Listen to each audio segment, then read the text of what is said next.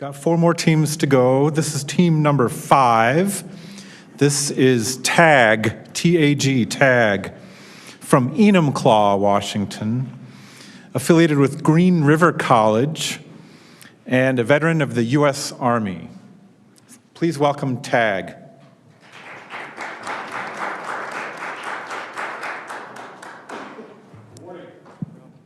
Good morning.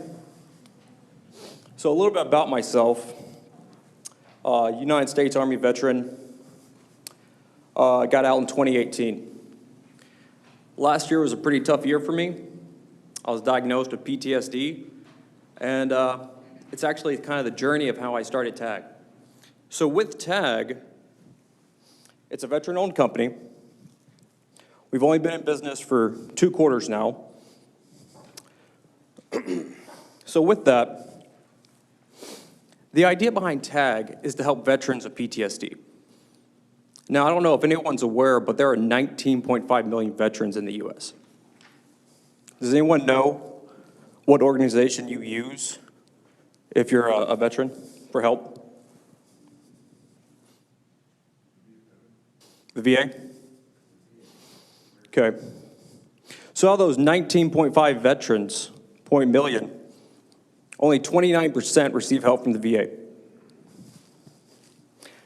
Out of those 19.5 million veterans, over 6,000 commit suicide every year. These are all numbers provided by the VA. With that, over 40% of the 6,000 who committed suicide were actively seeking help through the VA. Unfortunately, Ronald Reagan said it best. I'm from the government, and I'm here to help. So what's the solution? Anybody?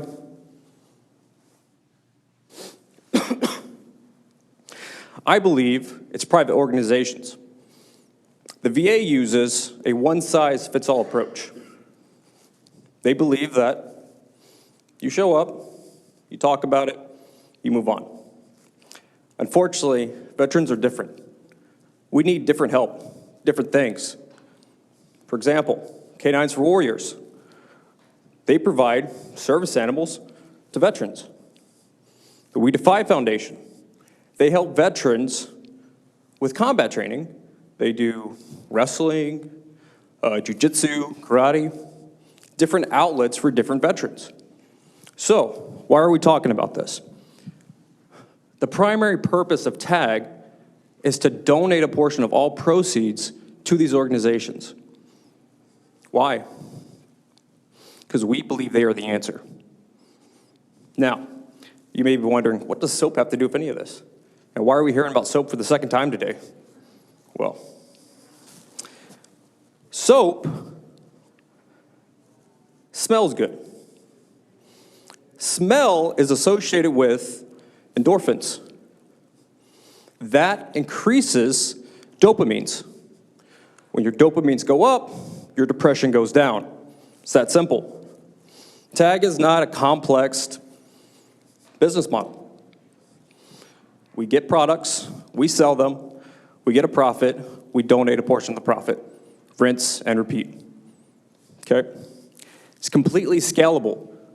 In the last 2 months, last 2 quarters, we have gained 7 retail partners, okay?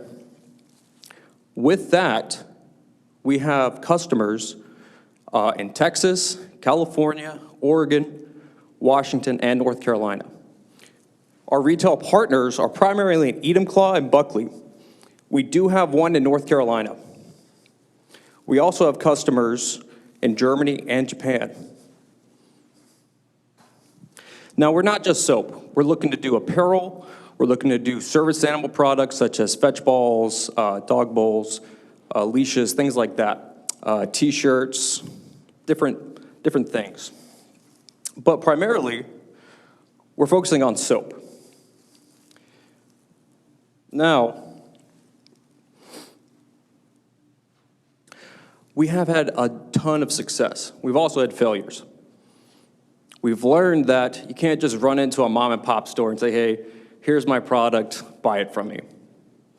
We've been turned away a lot, but it's because I'm a one-man team. Unfortunately, I have to go after work, before school, in between doctor's appointments for my children. But we've also learned a lot of valuable lessons. For example, the packaging. I was so excited to launch the product, I forgot to proofread the final proof. Unfortunately, printed it, moved on. Last week, I was able to get the new packaging in after the trade show, of course. But we've also learned that in our first quarter, we were primarily focusing on the male aspect. Male soap brands are very far and few between. You'll be familiar with Dr. Squatch, Duke Cannon, great companies, but if you look at them, they all have one thing in common. It's all soap. Soap's the same thing. We do not have detergents in our soap. We do not have harsh chemicals, and we are 99% organic. With that, the reason we're not claiming to be 100% organic is because of fragrance. We add extra fragrance to make sure that we can increase dopamine levels when you're taking a shower. Any questions?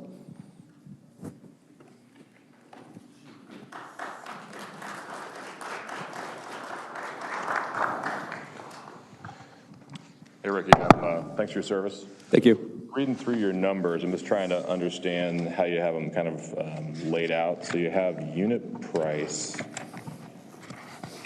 I'm a banker, so I'm trying to get to the. So you have unit price. Is that your price of producing versus the cost? Which one are you referring to? You get back to it. Right here. So we say unit price. Unit price. Is that your price of producing it or the price to? I can't be the price to. That is the total cost of goods from the manufacturer. That is the total cost of goods for all the expenses added in. Okay, and here's your retail price? Yes, sir. Got it. So what is your strategy to get into stores? I know we talked at the trade show. You're in a handful of stores out in Enumclaw, Buckley, and you mentioned North Carolina. But what's your strategy? How do you get yourself into those stores, and what's your kind of growth strategy long term for growing it? You mentioned online retail, then wholesale. So walk us through kind of the overall kind of business plan. Well, back in October, my first approach was I walk in, I dazzle them with my sparkling personality, I let them smell the product, and I hope for the best. That was my first approach. Now I'm trying more of a targeted marketing. What I'm doing is I'm following them online, I'm engaging with their followers, engaging with them online, and then I'm coming in. So I'm trying to adapt to that. Unfortunately, most of my customers are retail, so I'm only getting wholesale prices. But that means the customers are out there. Because I have customers, for example, Black Bear Outpost. They keep doubling their order every time they order. People are buying the product at the retail price of $7.99. Unfortunately, they don't know about me. That's what I would do with the funds. I would start an ad campaign to focus more on my online site so I can get retail prices. So how did your price compare with like a Duke Cannon, Dr. Squatch? Good question. Aren't they bigger bars? So Duke Cannon is a 10-ounce bar. Unfortunately, so I like Duke Cannon. They're a great company. However, the difference between the bar is not everyone wants a 10-ounce bar. You know, it's great for size comparison. Not everyone drives a big truck, right? Unit price, they come out to be a little bit cheaper overall, but they're spending more on their product, okay? Dr. Squatch, we're right there with them. They charge $7 for a bar, we charge $7.99, but we're donating a portion of our proceeds. Thanks. Go ahead. Are you using any social media channels to get direct distribution? Yes, I'm on Instagram. So back in January, we had 250 followers. Currently, we have over 1,000 followers, so we're growing and we're getting popularity. It's just marketing. I'm a freshman in college currently. The first time I heard about this competition was my Business 101 class while we were going over how to make a business plan. So I do not have all the answers for marketing yet. So, just a quick question. When you say most of your retail is you're selling at wholesale, is that on commission or consignment, or are they paying the case price, They are paying 50% of the case price. 50%? And are you getting any feedback from them? The feedback is when they reorder and they're doubling it. I have a question. My microphone's not working. So when it comes to scalability, so what is it that you purchase the product, the raw product, and you package it and you sell it? Is that right? Correct. And so how do you see this, how can you scale this up? Like what would you have to do differently to make this from, I don't see exactly how many you sold, but what would you need to do that, to make it much bigger? So to grow economy to scale, first I'd have to buy in bulk. One of the first steps I would do is get a 53-footer, buy enough product to fill it. That would drop the unit cost from what you see there down to about 20% of what I'm currently paying. So we're looking at around 80% there. Second, I'd buy more packaging. Long story short, you buy bulk, you ship it out, but now you have all this product. What do you do with it? That's not the goal. The goal is to get advertising, to brand. If you look at Dr. Squatch, like you brought up, Dr. Squatch had a very similar approach a few years ago. They went from a $3 million company, and when they started branding and actually advertising, they went to $150 million in 3 years. So that's how we plan on moving the product. So question, do you have the capacity to sustain the growth that you're projecting? Currently, no. We do not have a warehouse. We do not have a team. You're looking at the entire organizational chart of TAG right now. I wear every hat for TAG. I do my own media content. My wife helps me with that. I would need a warehouse. I would need a team. But the first order of business would be to actually let people know where the product is, how they can get a hold of it, and not just retail. Because if I keep pushing retail, I'm going to need a warehouse. But if I keep pushing online sales, I can slowly build into that. Well, the reason why I was asking, even online sales can kind of be a little bit of a hit and miss.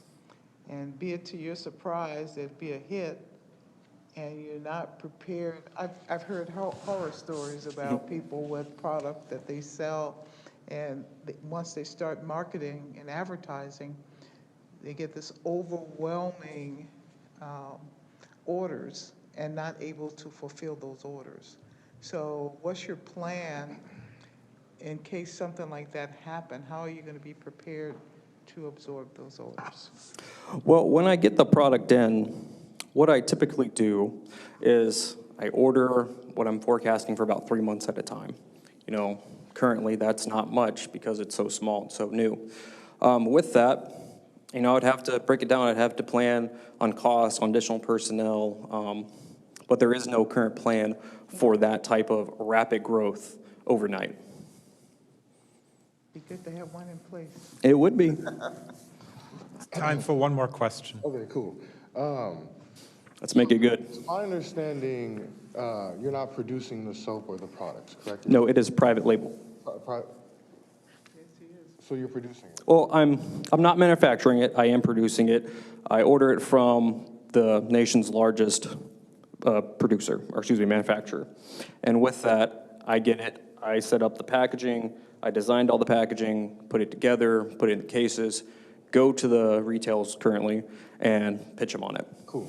Okay, so I'm having a hard time connecting the soap and your company together, because looking through your business plan, it seems like you're in the business of bringing awareness to the PTSD that a lot of our military face. And so I'm finding it hard to make that connection with the soap, right? And so with that, are you mainly, and you don't produce the soap yourself, you order it, you package it.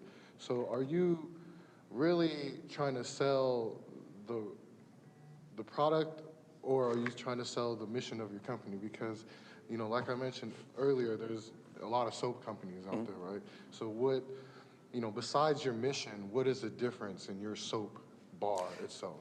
It's a good question. So TAG is not a primary soap company. TAG is a brand, okay? TAG is actually an acronym.